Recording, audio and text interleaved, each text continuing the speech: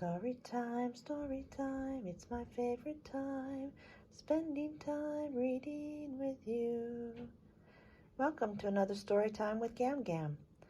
Let's see what we have for today. Welcome back to Story Time with GamGam. And the story I have for us today is a little bit longer than some of the ones we've had recently. And this story is Wild About Books. This story was written by Judy Sierra, and the pictures are by Mark Brown. Wild About Books. Pretty pictures.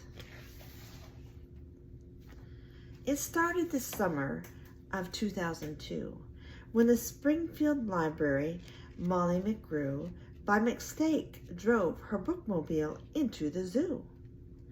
Molly opened the door and she let down the stairs, turned on the computer, and sat in her chair. At first, all the animals watched from a distance, but Molly could conquer the strongest resistance. By reading aloud from the good Dr. Seuss, she quickly attracted a mink and a moose, a wombat, an oryx, a lemur, a lynx, 8 elephant calves, and a family of skinks.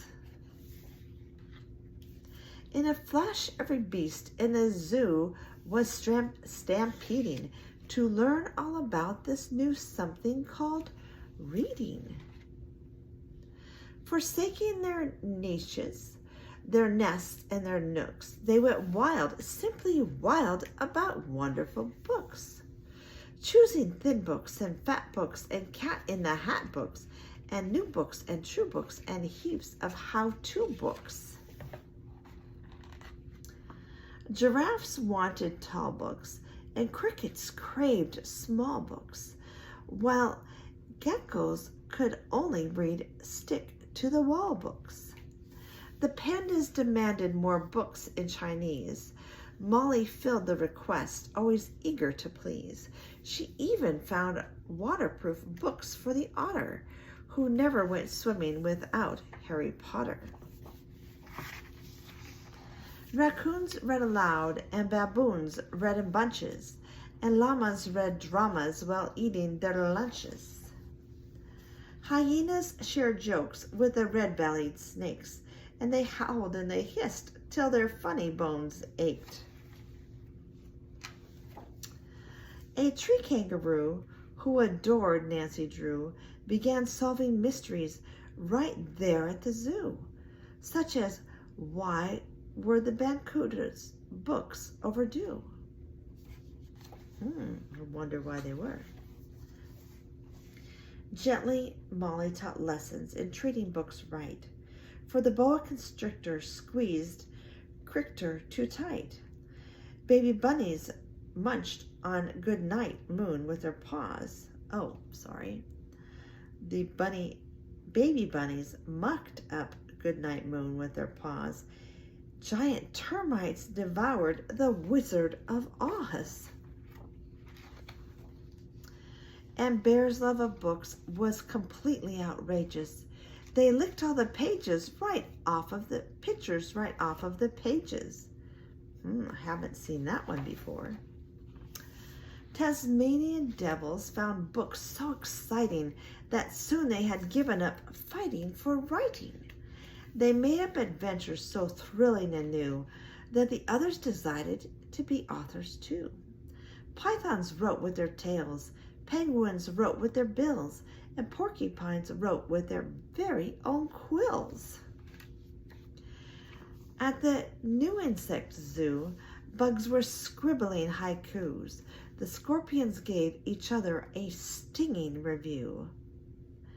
So the caterpillar, the walking stick, a cannibal twig silently devours a leaf, eating, not eaten, pretentious. And the dung beetle, roll a ball of dung, any kind of poo will do. Baby beetle bed, stinks. Millipede, I dig for treasure in my enchanted castle, a rotten apple, boring. Giant hissing cockroach, hiss, hiss, hiss, hiss, hiss, Hiss, hiss, hiss, hiss, hiss, hiss. Hiss, hiss, hiss, hiss, hiss, hiss. Redundant. I agree. As the cheetah's new novel began to take shape, he read chapters each night to the Barbary ape. And although the gazelle couldn't spell very well, like everyone else, she had stories to tell.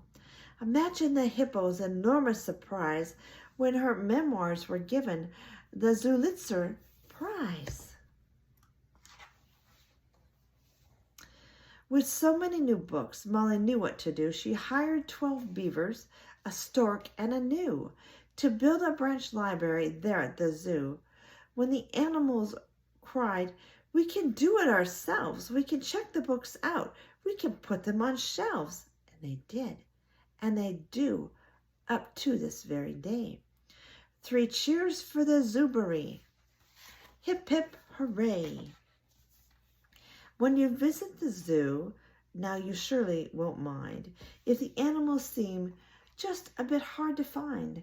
They're all snug in their niches, their nests and their nooks, going wild, simply wild about wonderful books. This book is for our favorite doctor, artist, poet, fun contorter, Theodore Seuss Gazelle, 1904 to 1999, by Judy Sierra and Mark Brown. Thank you so much for joining me for this story. I hope you enjoyed Wild About Books. Thank you. Have a great day. I love you.